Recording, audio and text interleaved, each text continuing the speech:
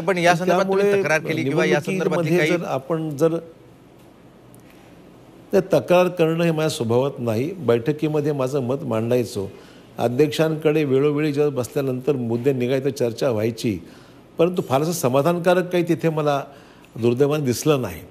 जिल्ह्यातले प्रश्न होते, निर्णय काही परस्पर घेतले जायचे, खूप विषय आहेत, पण मला त्या तक्रारीत आज जायचं नाही.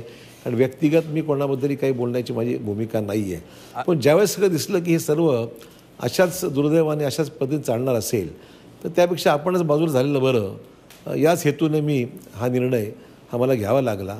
आणि मी विचार केला, बा राष्ट्रीय पातळीवर काम करायची संधी जर भाजपसारख्या मोठ्या पक्षामध्ये मिळणार असेल तर का घेऊ नये.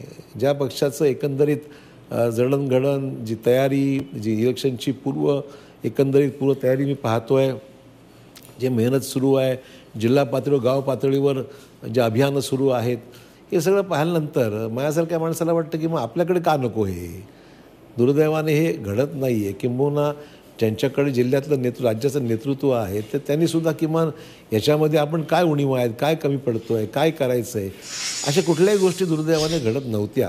आणि त्यामुळे हा निर्णय नाईलाजाने मग, आणि मी एकटाच नाही, अनेक सहकाऱ्यांच्या मनामध्ये खदखद आहे की बाबा हे कसं सगळं होणार आहे.